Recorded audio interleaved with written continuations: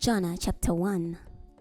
The Lord said to Jonah, son of Amittai, Go immediately to Nineveh, that large capital city, and announce judgment against its people, because their wickedness has come to my attention.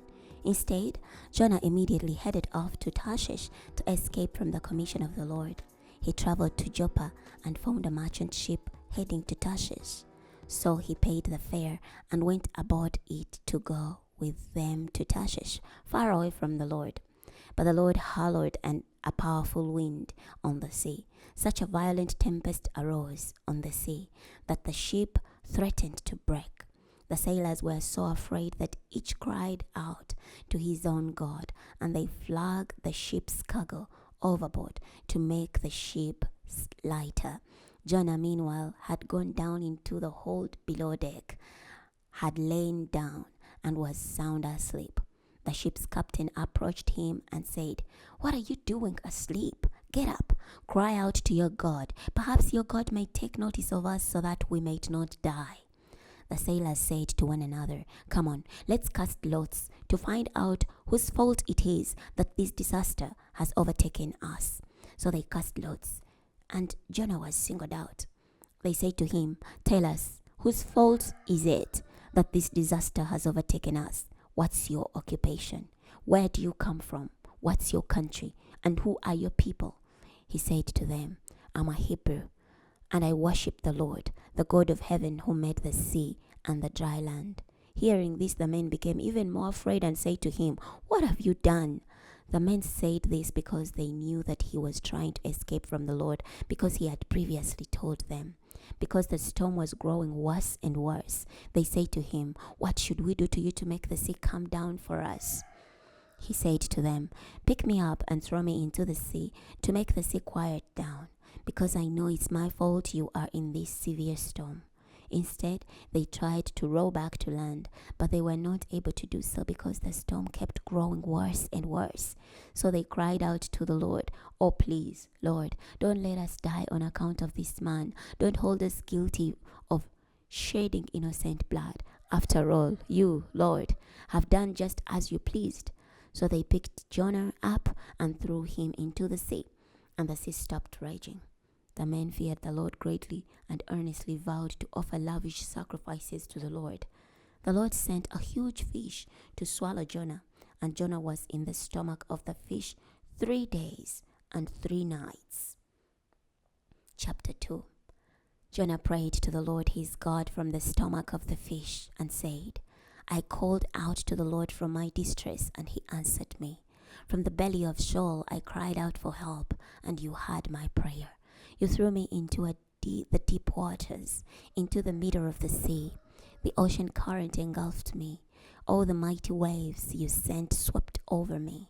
I thought I had been banished from your sight, that I would never again see your holy temple. Water engulfed me up to my neck. The deep ocean surrounded me. Seaweed was wrapped around my head. I went down to the very bottoms of the mountains. The gates of the netherworld barred me in forever. But you brought me up from the pit, O Lord my God. When my life was ebbing away, I called out to the Lord, and my prayer came to your holy temple. Those who worship worthless idols forfeit the mercy that could be theirs. But as for me, I promise to offer a sacrifice to you with a public declaration of praise. I will surely do what I have promised. Salvation belongs to the Lord. Then the Lord commanded the fish, and it disgorged Jonah on dry land. Chapter 3. The Lord said to Jonah a second time, Go immediately to Nineveh, that large city, and proclaim to it the message that I tell you. So Jonah went immediately to Nineveh, as the Lord had said. Now Nineveh was an enormous city. It required 3 days to walk through it. When Jonah began to enter the city, 1 day's walk, he announced, At the end of the 40 days, Nineveh will be overthrown. The people of Nineveh believed in God, and they declared a fast and put on sackcloth from the greatest to the least of them. When the news reached the king of Nineveh, he got up from his throne, took off his royal robe, put on sackcloth, and sat on ashes. He issued a proclamation and said, In Nineveh, By the decree of the king and his nobles, no human or animal, cattle or sheep is to taste anything. They must not eat and they must not drink water. Every person and animal must put on sackcloth and must cry earnestly to God, and everyone must turn from their evil way of living and from the violence that they do. Who knows? Perhaps God might be willing to change his mind and relent and turn from his fierce anger so that we might not die.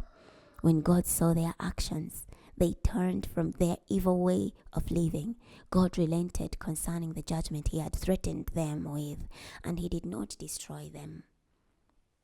Chapter 4. This displeased Jonah terribly, and he became very angry. He prayed to the Lord and said, "O Lord, this is just what I thought would happen when I was in my own country. This is what I tried to prevent by attempting to escape to Tarshish, because I knew that you were gracious and compassionate, slow to anger and abounding in mercy, and one who relents concerning threatened judgment. So now, Lord, kill me instead, because I would rather die than live." The Lord said, "Are you really so very angry?" Jonah left the city and sat down east of it. He made a shelter for himself there and sat down under it in the shade to see what would happen to the city. The Lord God appointed a little plant and caused it to grow up over Jonah to be a shade over his head to rescue him from his misery.